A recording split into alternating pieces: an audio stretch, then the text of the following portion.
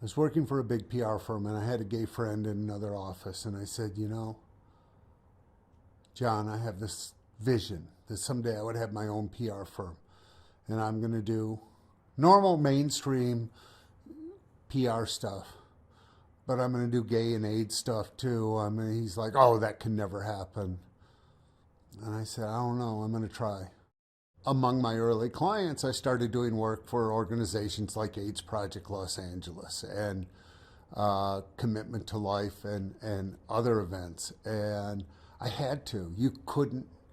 I was, I guess, blessed enough to be HIV negative, but I couldn't do nothing.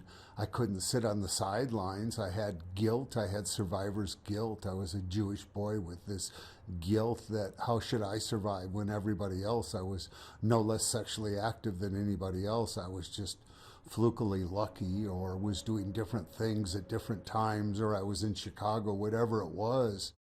An actor was referred to me, Tom Villard. Tom was a character actor who'd been on TV. And Tom and I met for lunch one day. And Tom was pretty thin. And he said, listen, I got HIV. I'm going to lose my health insurance. And I need to come out as gay and having HIV because I need to get some work. So I helped Tom come out of the closet, and hoping there was some compassionate soul around that would find a few days' work for Tom. And there was. Her name is Mary Jo Slater. She's a longtime casting director in town. It's Christian Slater's mother, in fact.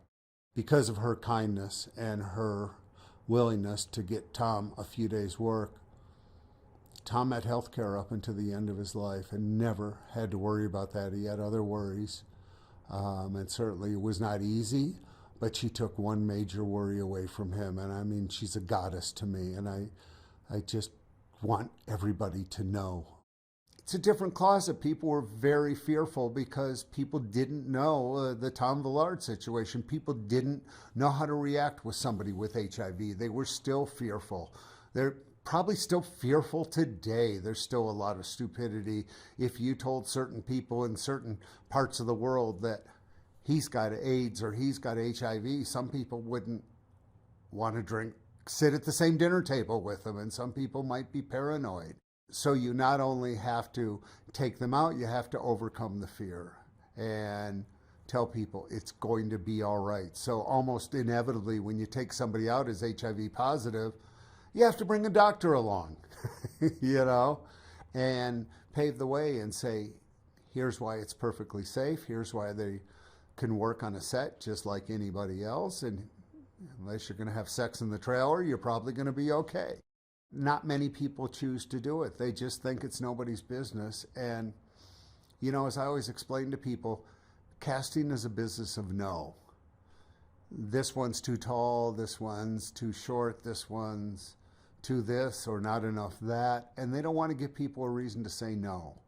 So they want to be as amorphous as they can. The one question that the media always used to say is, how did he get it? And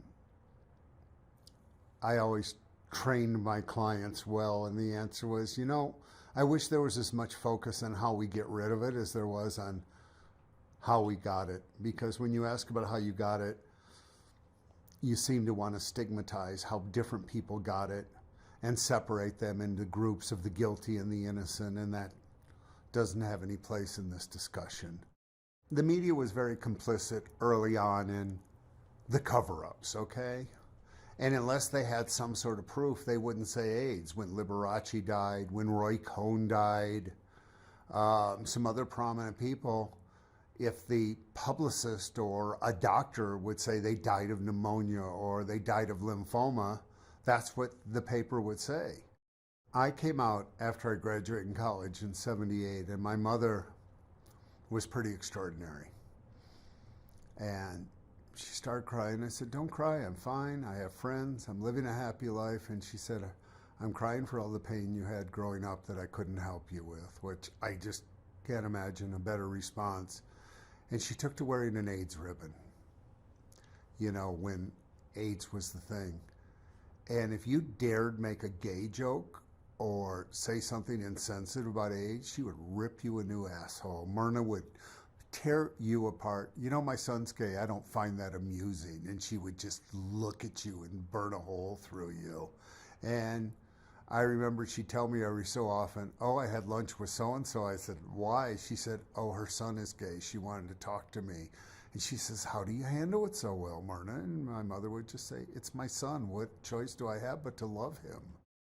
The AIDS epidemic had a lot of horrible things, but if you believe in Einstein that for every action there's an equal and opposite reaction, I think it brought our community together.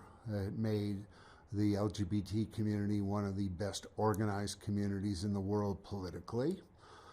We certainly found out who our enemies were, but we found out who our friends were. It brought gays and lesbians together in a way that perhaps we had never been together. We changed policies within the FDA for compassionate use. We did change the world. We took care of our own.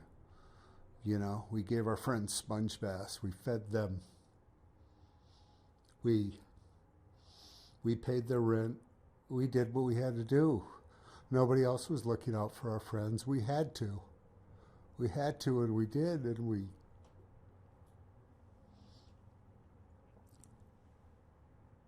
we were alone, so we had to stand by each other. And we were fortunate enough to have a few friends who stood by with us.